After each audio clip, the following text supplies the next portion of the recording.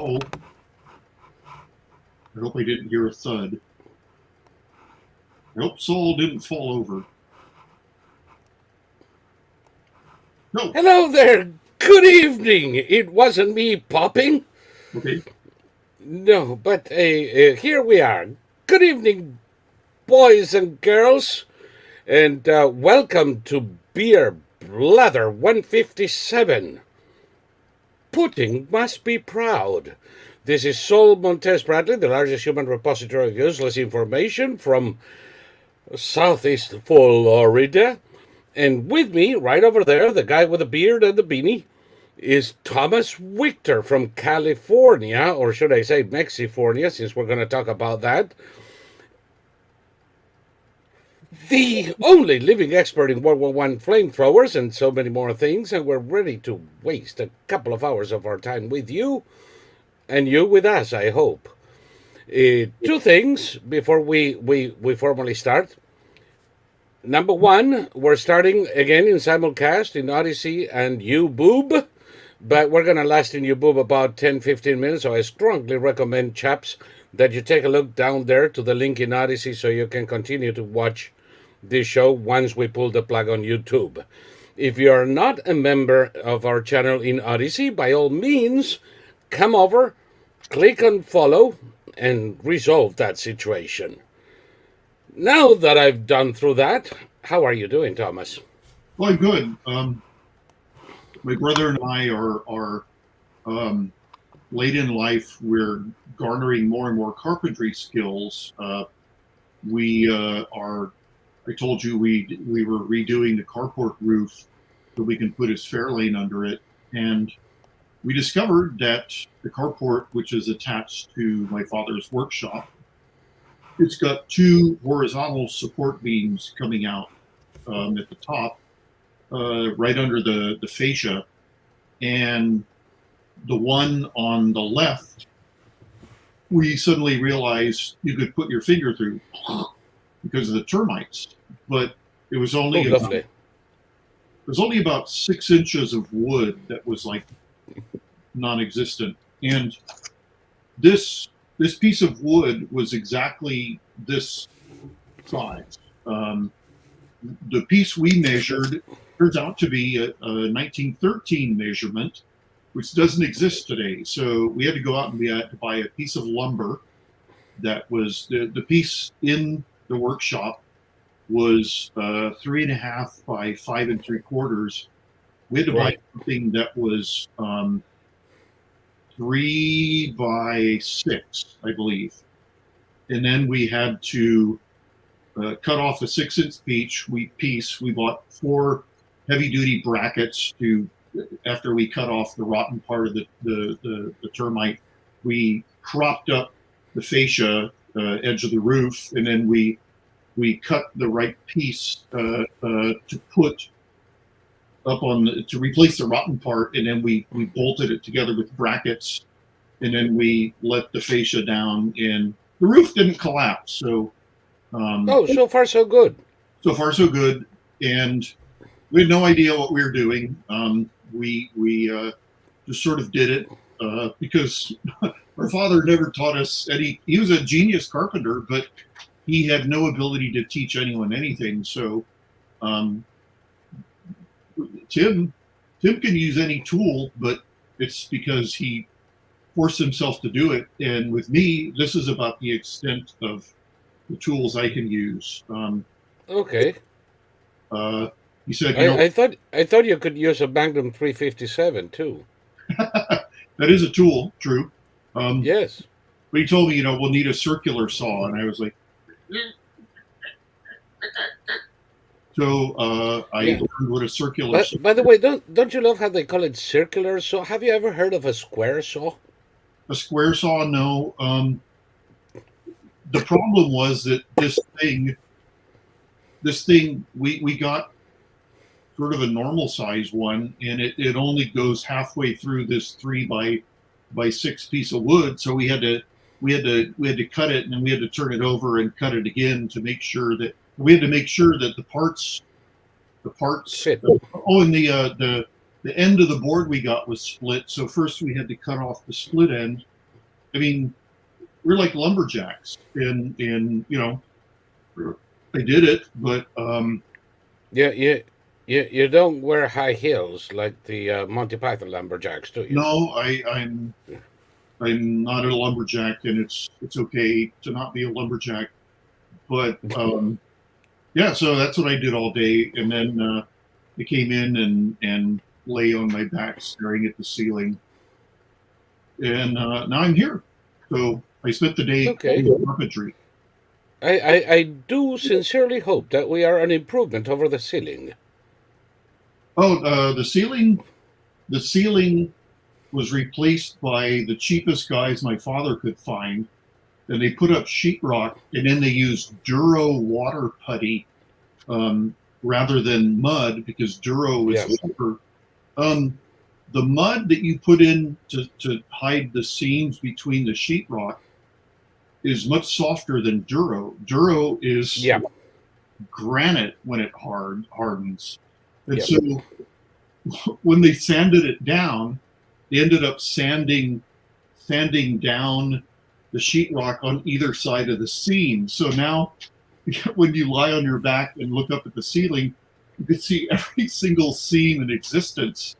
And my father was just like, it's like he was obsessed with hiring the cheapest people money could buy, and it bit him in the butt more times than I could count. But what can I say? No, I mean, the plastic compound that you use is quite malleable, quite wonderful, and quite easy to sand. Yeah, It would have been a lot easier now, wouldn't it? yeah, exactly. This stuff.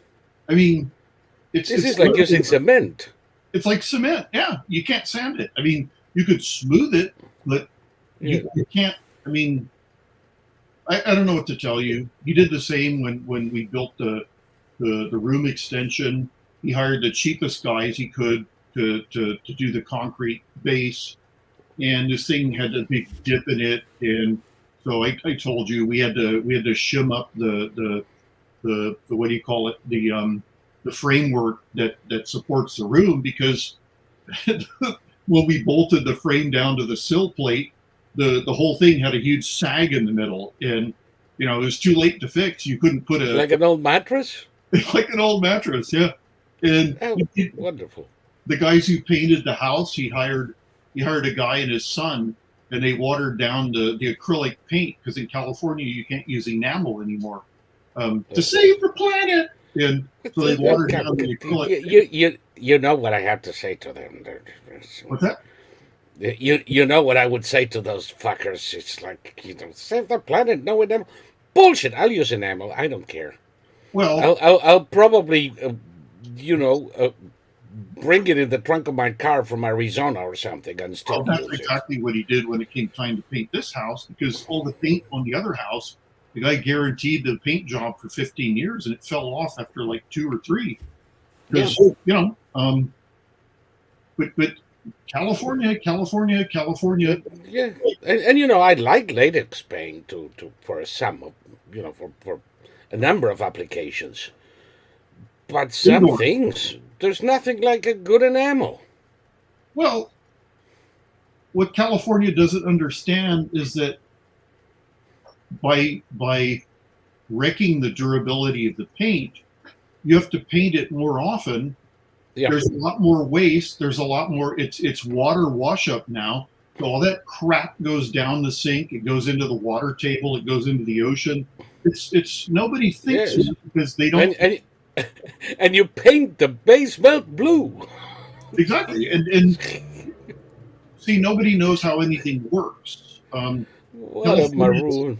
I read a poll that 70% of Californians don't want our idiot governor to run for president, but they vote for him. They love him, but they don't want him to vote to go for president.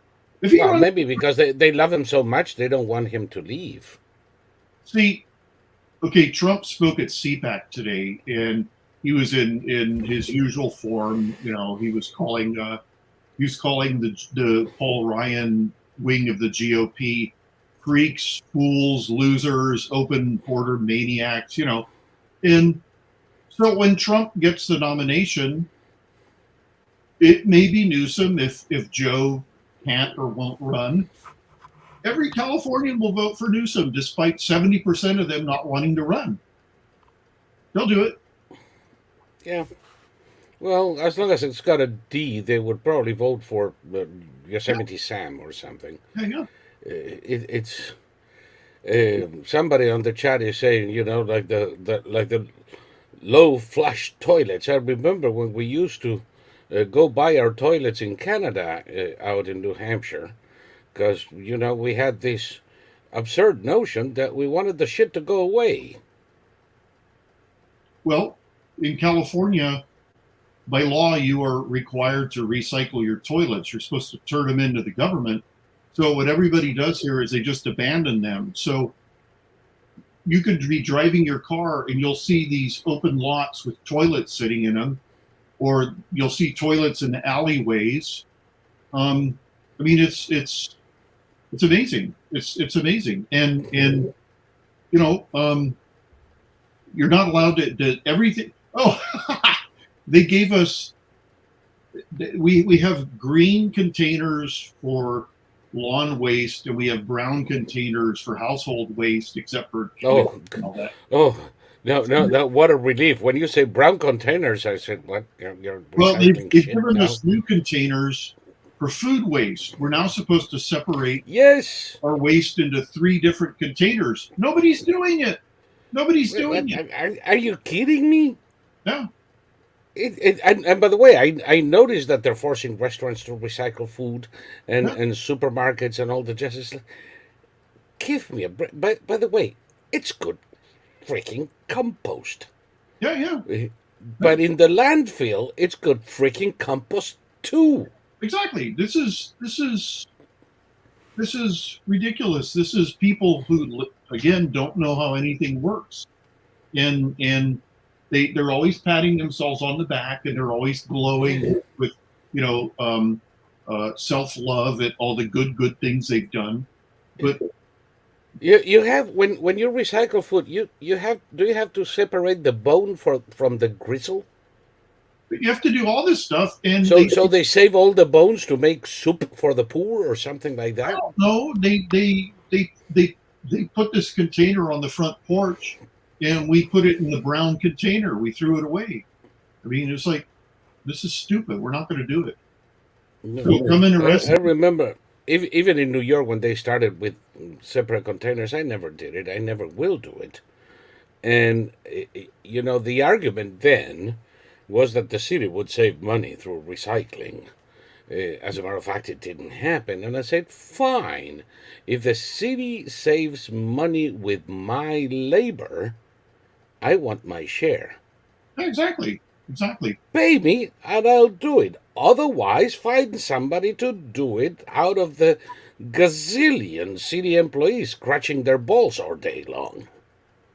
No, I mean, I told you when we cleaned up when we threw away about 10 tons minimum of stuff that my parents had accumulated, and don't get angry. It was you couldn't resell it. It had no value. It was just, my mother couldn't bring herself to throw anything old away because old was, precious. And so we threw away all this stuff, and they had all these what do you call it? They all had all these restrictions against items you could put in the dumpster, and one was you couldn't put things like electric fans in the dumpsters, and there was no explanation why. You had to take those to this special place, and I guess electric fans have copper wire in them, maybe. Most likely, yes. So certainly old models did. Yeah. But okay, these new all plastic ones, they don't have copper wire in them, do they? I don't think so. Well, there's gotta be something in the electric motor to create a magnetic field. That's how these things operate, and that was usually rolled up copper wire. Is the price of copper worth breaking apart an entire fan to get out the copper wire. Listen, in some places they're stealing the copper, the bronze lettering in gravestones. Okay. So yeah, Well, I just it's it should be up to the city. Okay, we have one garbage company that has a monopoly on this entire area, and these people are the richest people in this part of the state, and you know they need to do stuff. They need to do work for their money, because from what I can tell now, they're putting everything in a truck. There's a guy driving the truck, and a big robot arm comes out, and it dumps this into the garbage truck, and then the truck goes to the landfill, and it upends itself, and that's the end of that. So, they're not doing anything. I mean, I have nothing against landfills. They provide natural gas. They do all sorts of things. yes. But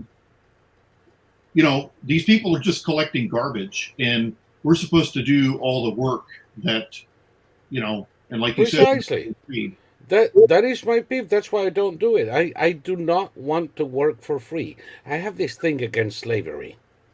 yeah, And there is no way I'm gonna do it. yeah, Now, landfills, you can. I know that in several landfills, there is one not far from here in Davie, Florida, with an. They use the methane produced by the landfill to move to feed a electricity generating thingy. same here. Why not? It's more power to you. It's almost like free fuel, come to think of it. But when they start asking you, me, your neighbor, to actually work as the classifiers of garbage so that we can pre-digest this thing and give it to these people so they can take the glass to the glass recycling center, and the cans to the can recycling center, and the lettuce to the compost pound. That's fine, but it takes time. And you know what? I'd rather do my work or no work at all Yeah. than work for free. So figure out a way to compensate me, because when they started doing this, pretty soon they started doubling up the fees for collecting the garbage. Oh yeah, no, the family here that owns the single garbage company. I mean, and okay, they own the dumpsters, they own everything. They give you dumpsters that the doors don't close. So we had a full dumpster, and the doors wouldn't close because it's all beat up. It was all bent to hell. So what we had to do is we had to take these two giant C clamps that my father had that were Yes. about this big, and we had to put them up at the top, and then we had to, and eventually we managed to bend Force it closed. But how many people have giant C clamps lying around? Other than your father and my great grandfather, I don't know any other. No.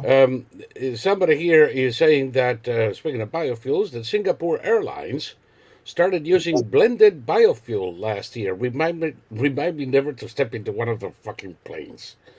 I'm not going to go into a biofuel plane any more than I'm going to go into an electric plane. Fuck them all. As long as it is K1 and I have a decent expectation of what's going to transpire, I ain't stepping into that plane. Yeah. Just saying. Yeah. Jeez. So that's California for you. Now, what about this Putin guy? This Putina. You know that every time we talk about Putin, I cannot but remember that in Spanish that would be a little puto. Yeah, exactly. Putin. Putin is a tiny puto, which I'm already borderline for you, boob. Yeah, And it's 11. yeah, Get it off. anytime now we're gonna start sharing stories and videos. So you boob with the tiny puto is where we sign off, and it's been a pleasure seeing you all over there. Come on over to Odyssey and join the Or fun. we can talk. And yes, which we are going to be doing in about 3 seconds. And you boob,